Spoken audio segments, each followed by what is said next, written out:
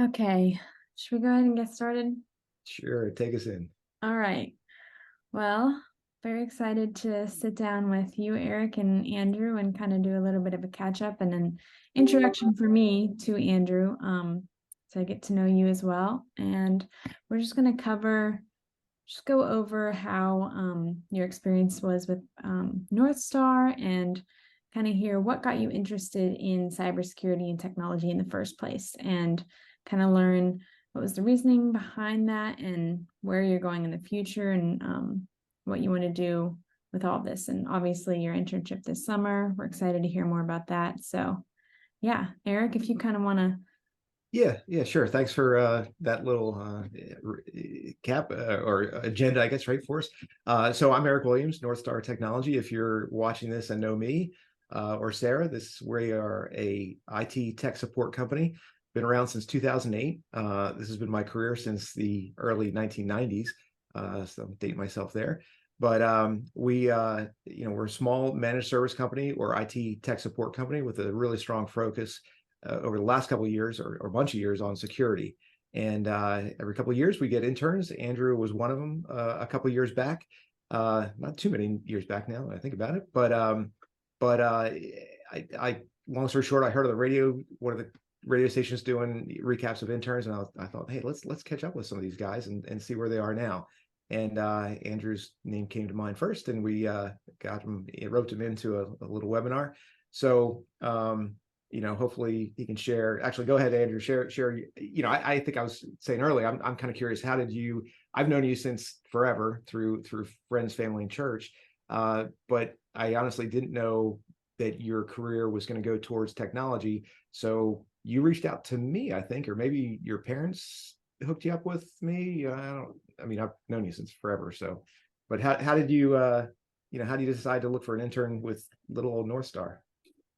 Yeah, so I started college in 2020 in cybersecurity, analytics, and operations major at Penn State.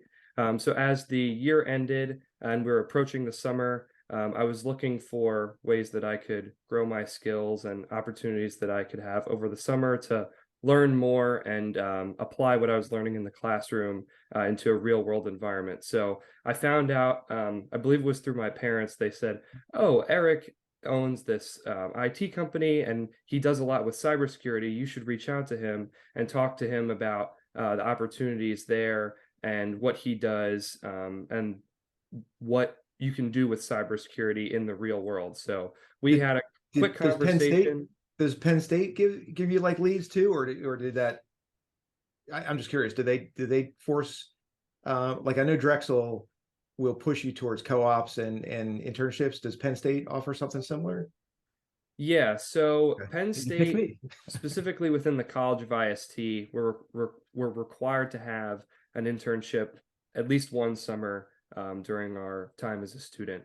Okay. So not that it was something that was like really pressed on me, but I knew that the real world experience is something that would help me grow my career and help me learn more than just the theoretical stuff that I was learning in the classroom. Right. Okay. Cool. And do you so did that qualify for credits at Penn State at all, or did we? Or is it just part of your I'll say resume with them?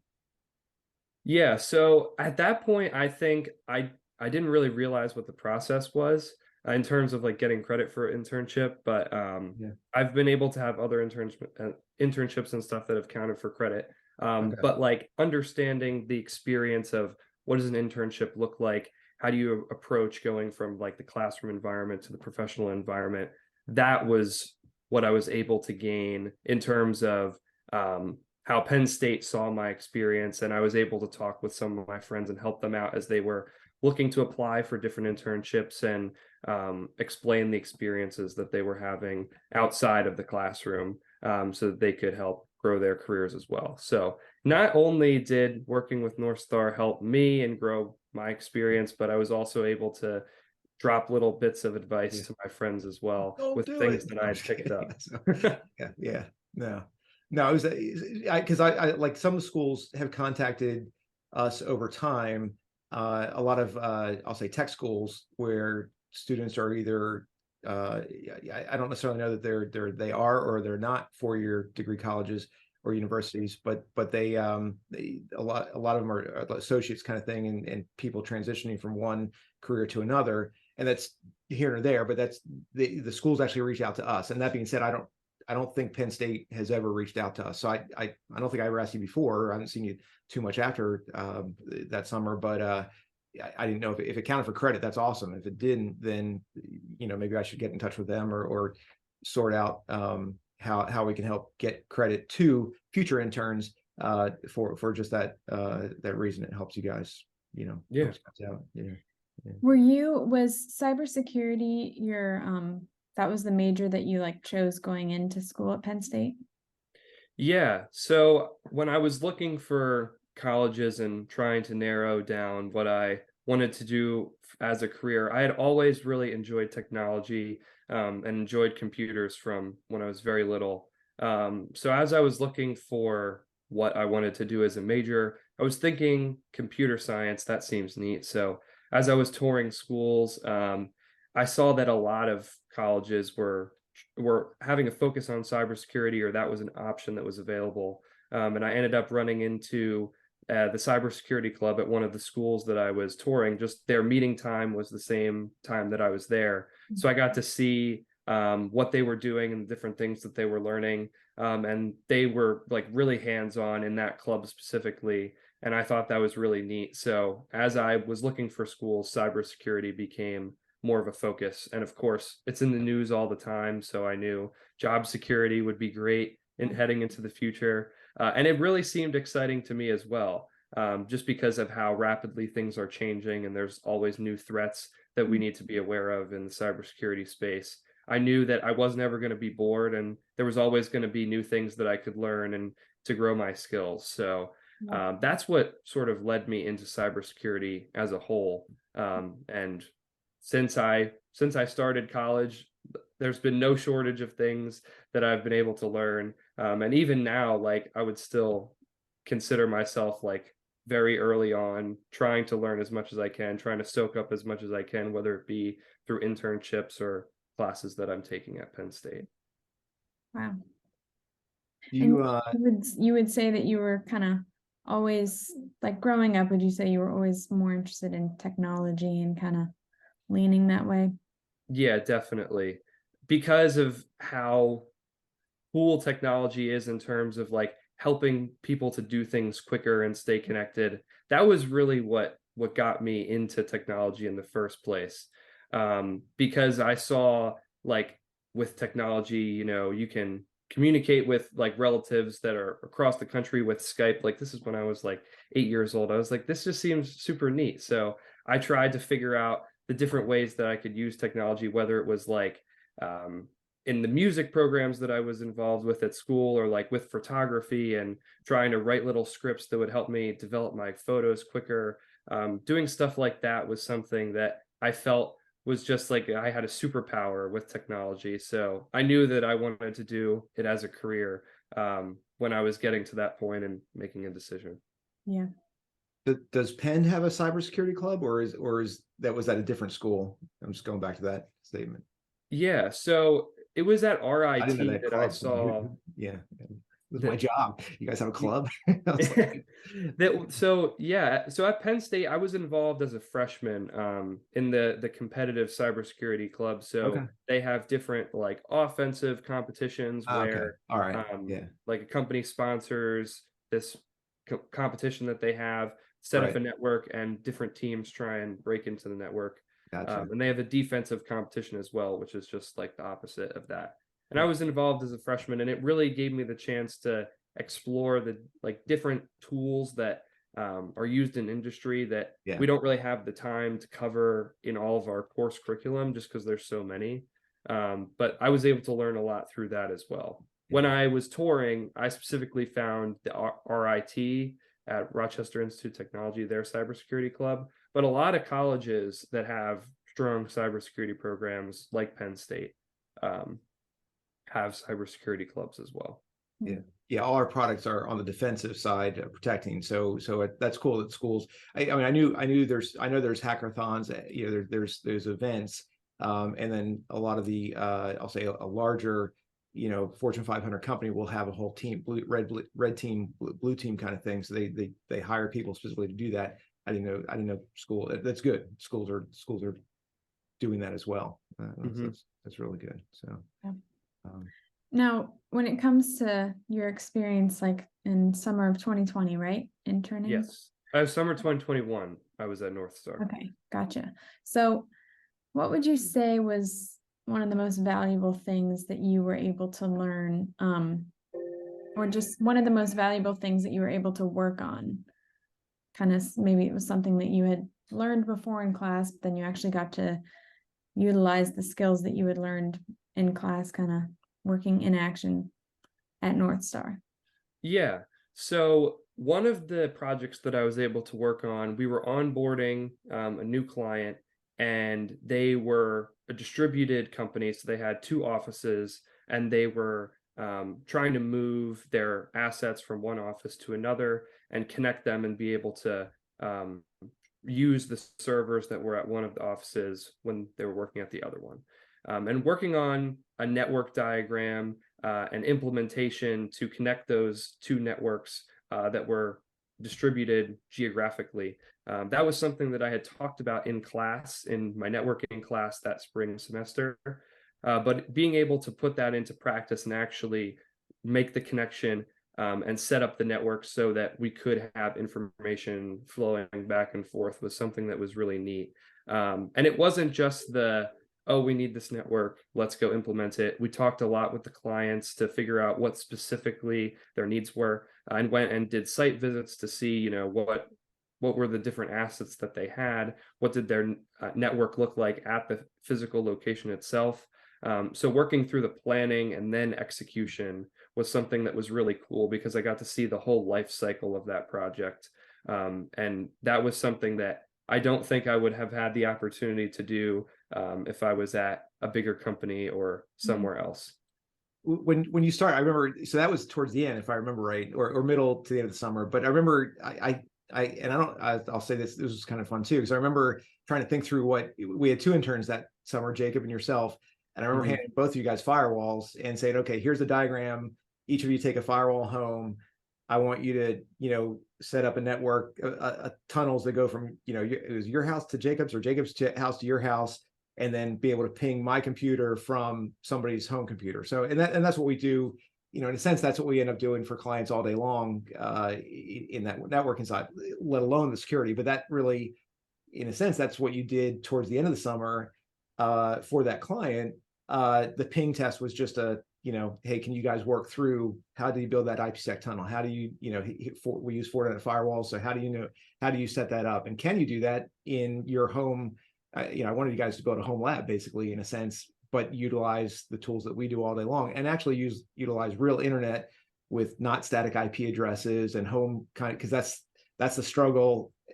I'll say an IT provider or an MSP or whatever, we deal with those kind of things all day long. Clients don't always have I'll say the lab environment that you guys are seeing in the classroom.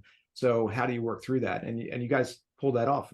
If I remember right, you could ping through, and that was fun. So yeah, having that experience on the front side to sort of set up a tunnel, it ended up being a very similar process to what we did with the client, but having that lab experience to do it in the home lab environment and work collaboratively as well with Jacob as well. That was another thing that really helped me have success when we went to do the client project. Did Sarah alluded towards you've had other internships since then, you're a senior now. So did you, I mean, you didn't really, I think you mentioned you didn't get that much hands-on, but did you have those kind of, I'll say, I mean, that sounds like a good project, right? I think it was a good project because we kind of developed it and it applied to a customer in the end. But did you have those kind of things as well? Did you get hands-on with physical equipment with your future? Actually, where were your following internships, and what did they look like? Yeah, so last summer I was with Lincoln Financial, working on their platform engineering team. So I realized throughout the work that I did, company, right? A little bit bigger than us. just a little bit. I realized through the experiences I was having in the classroom and also other organizations that I got involved with at Penn State that I enjoyed working on infrastructure automation and doing some software development as well, along with the infrastructure work that I was doing. And that led me to find the internship at Lincoln. So I knew that I was going to be working like with AWS and cloud services in that internship. So the beauty of that was there wasn't a need to be in person and on site. So it was a completely remote internship, which was definitely a bit of a learning curve. But even with that, I was able to do a lot of unique projects with their AWS environment, work with a lot of the different teams that they had. So they had the platform engineering team, then they also had a cloud security team. So I kind of sat in between those and did some projects that combined the two together. You feel like you had an understanding from the cloud security, like you could sit in the middle because you helped develop the middle, if you will, the tunnels in our case. Did that help, you think, or is that, you know? Yeah, a lot of the foundational knowledge that I got with IT and cybersecurity in a practical sense came from working at NorthStar and understanding at the base level how do networks work in the real world.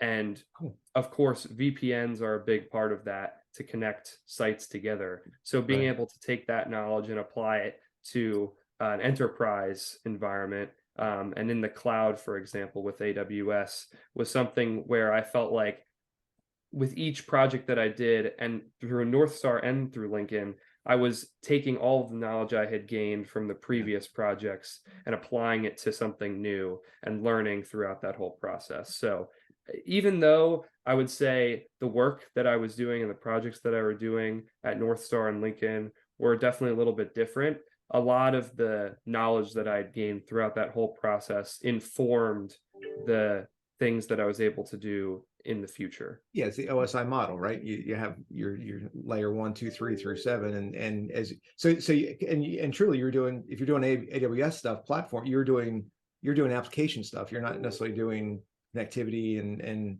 security, but you're talking to those people to make the connections. Is that? Yeah, we were building out the environment that developers were able to use to host their applications. So I was definitely sitting on the infrastructure level, but just with the nature of cloud computing, that it spans really those upper layers of the OSI model. So I am working a little bit on the application side of things and doing that type of work, working with developers to make sure that they have the resources that they need, but also working to make sure that the networks are set up properly in the AWS environment and that they have the connectivity to the other Lincoln services that those applications require. So as I said, it's the combination of all of those things and the combination of the experiences that I had at Lincoln and at NorthStar that helped me to find success throughout those different projects. And then where you're headed this summer? Yeah, so this summer I'll be working for the federal government doing cybersecurity for the DoD. And while I don't know specifically what I'll be doing yet, I start up there in 2 weeks. I know that the experiences that I've had, and of course the stuff I've learned in the classroom as well, will help me to make sure that I'm able to take my best foot forward, take the best next step I can, and I'll be learning a lot of cool stuff too. So I'm really excited for that this summer. Yeah, that's awesome. That is going to be awesome. What would you say? So obviously NorthStar, you started out kind of worked your way up, I would say, in terms of your internships. And now you're kind of going to obviously a much larger community of people that you're going to be working with. So what would you say was the benefit of working at both a small MSP and a larger company, kind of going from NorthStar to the next one? So within NorthStar, because I was able to sit next to the other support people and the techs that were working on client projects all day, every day, I could walk 2 steps over and tap the guys on the shoulder and ask them to walk me through what they were doing, as I was trying to learn as much as I could. And being able to get comfortable with approaching senior members of the team and just ask questions and not being afraid to do that was something that it was easy to do at NorthStar, right? Because the people were sitting right next to me. But I was able to take that attitude of just trying to learn as much as I could and knowing that the people that I was working with wanted to help me.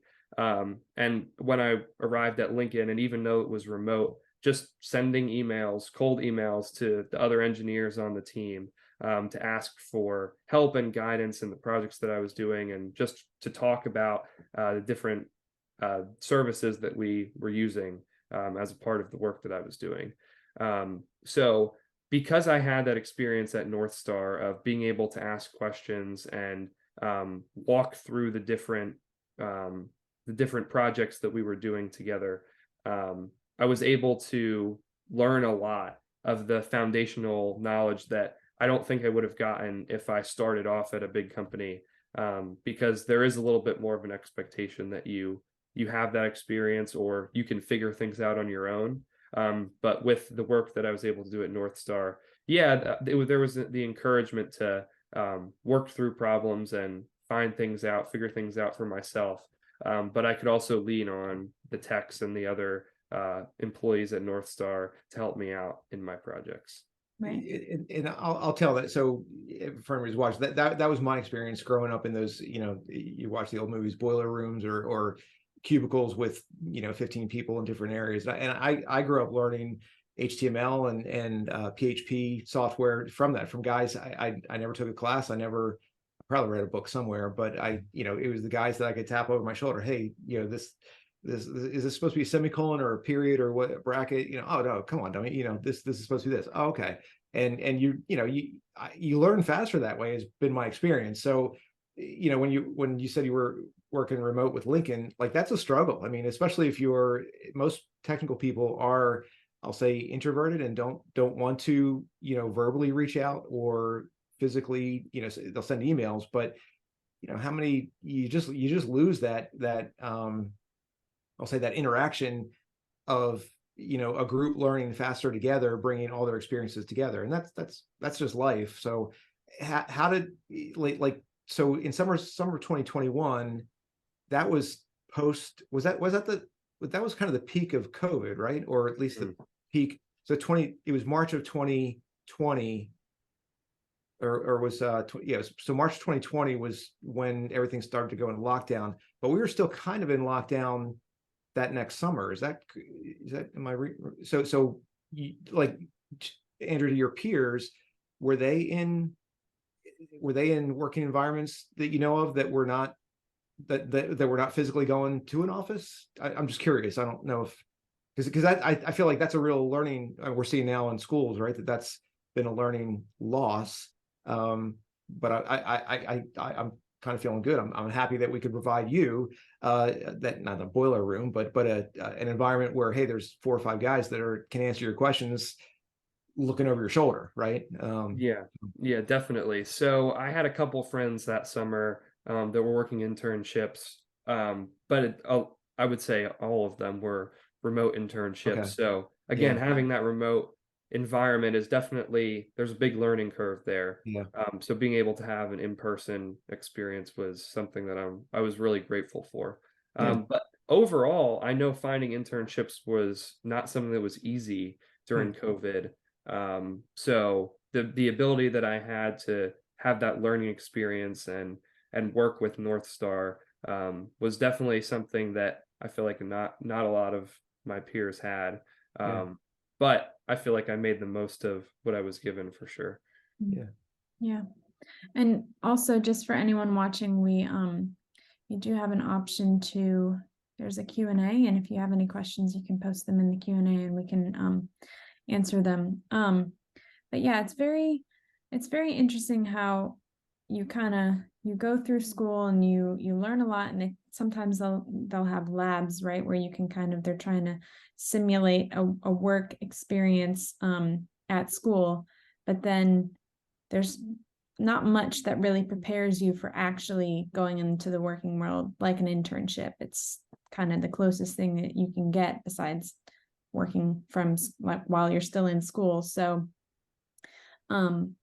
yeah, I just think internships are definitely very valuable in that sense. And you kind of got the best of both worlds. You were able to experience remote and in person. So no matter what kind of job you get, you're a little more prepared in that sense. Yeah, I agree. And also in terms of like understanding the real world applications and how things work in real life as opposed to like a lab in school.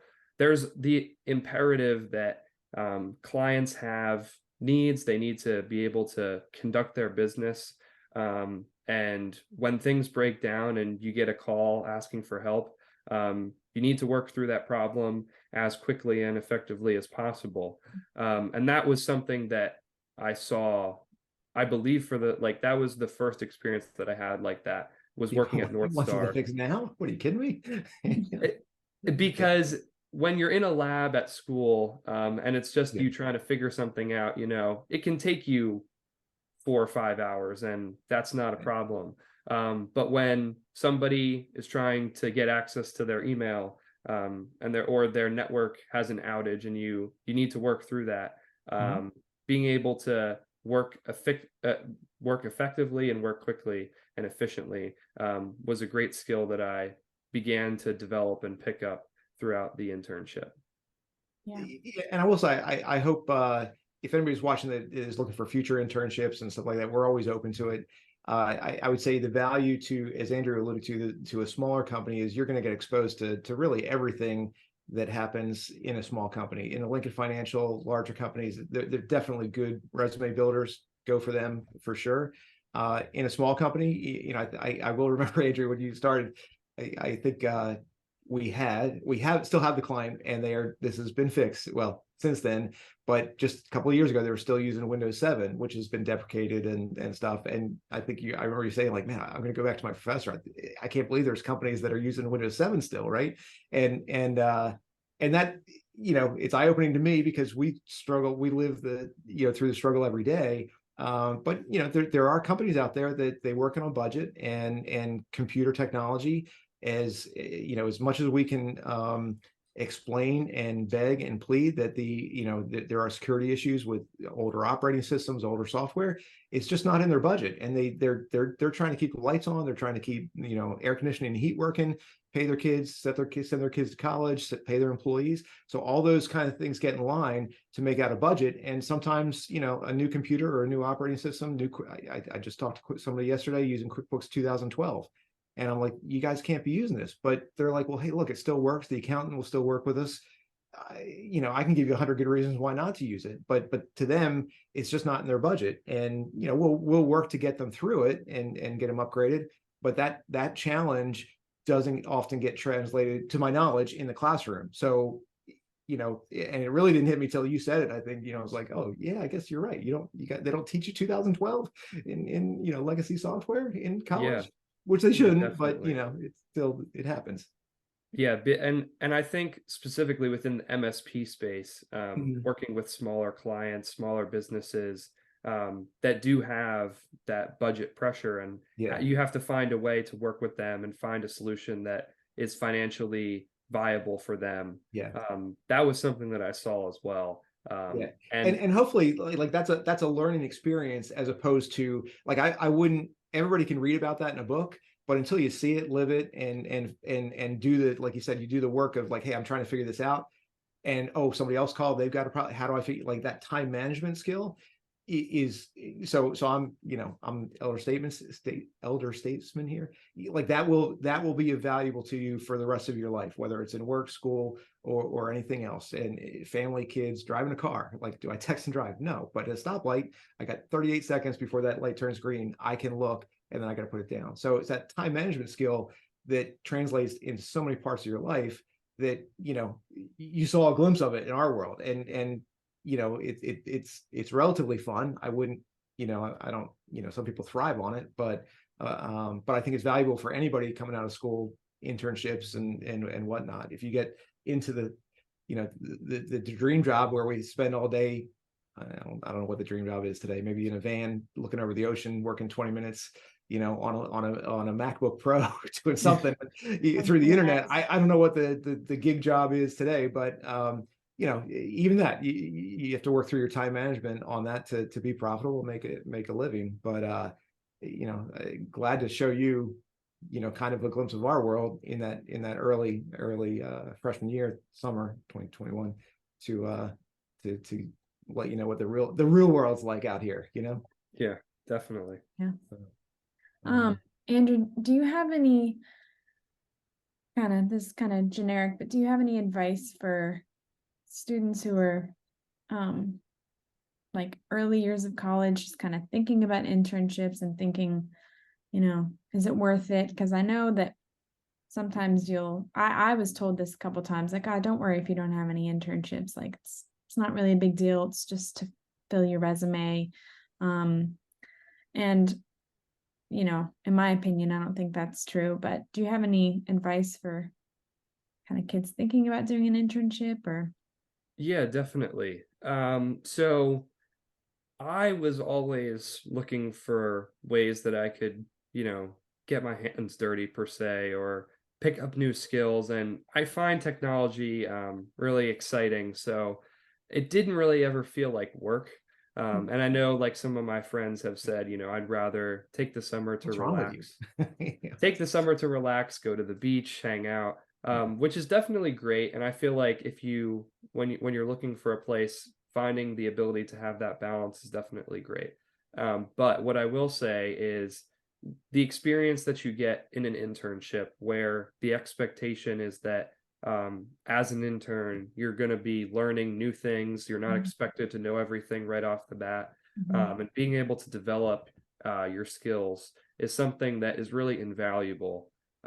Because when you get to maybe an entry-level position, I know from talking to some of my friends, the expectation is that you are pretty solid in your technical skills and you understand how to work in a professional setting as well. So being able to grow in both of those capacities as an intern is something that I feel like it'll pay dividends for me as I start my career heading into the future. So if you have the opportunity to have an internship, or have the opportunity to look for one, I would say definitely take it, because it'll help you definitely as you go into your career. yeah. And Awesome. I think I know we have a landing page for if you're interested in internships. We do try and get internships, so it'll be on the comments of wherever this gets posted later on if you're watching or seeing this later. So but yeah.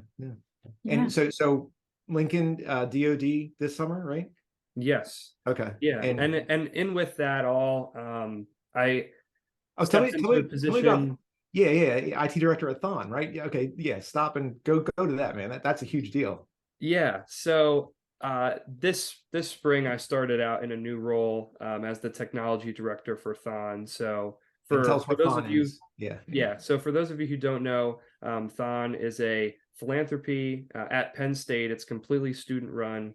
And our mission is to help families that are impacted by childhood cancer. So we pay 100% of the medical bill cost that's not provided by insurance, as well as we fund groundbreaking research at Penn State Hershey, their medical school and research department there, as well as raising awareness for the struggle and the challenges that childhood cancer places on families. So we've raised over $200 million throughout our history, which is just over 50 years. In 2023, we raised over $15 million. So to be a part of that was something that was really cool.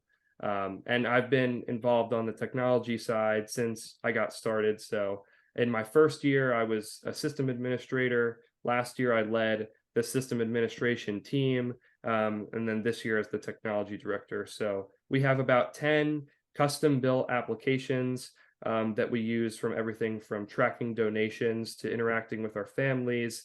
Also, we have our website that we use to raise awareness and help people in the community to see the stories of some of those families. But all of those applications require a lot of technical knowledge and know-how to keep them running, develop them, improve them, enhance them, so that we can help the organization be as efficient and maximize the time that each of us have. And of course, I believe technology is a great way that we can do that. So this year I'll be leading 26 different people, whether they're developers or system administrators, helping understand what are the needs of our organization, and then how can technology help with those needs. And as I've talked on and touched on before, the different experiences that I've had, whether it's through Thon, through my internships at NorthStar and Lincoln, all of those have helped prepare me for this upcoming year to be the technology director, because when you're working with like 16,000 student volunteers, that's a lot of people, Yeah. but helping them to do the absolute most that they can and maximize their impact is my primary goal. So understanding their needs and how we can meet those needs is something I'm excited to do for this year. And how long are you, is that role always taken up by a senior every year as you, do you get that from somebody else and then you hand it off next year as you graduate? Yeah, so I'll be the technology director through about March, April of 2024. Okay. So at that, like, I have a year, so every day I'm trying to do the most that I can, and try and work as quickly as I can to make sure that I'm maximizing my time. Well, and how do you set, like the previous technology director, did they set you up? And this is just the altruistic side of it, right? How do you do well in your role, but then also set the next person that takes over, set them up for success as well? Because from a person giving internships, part of my goal is to help you have a career building, summer, resume builder, whatever it might be, but also say, hey, you've been exposed to this product, these firewalls, these documentation systems.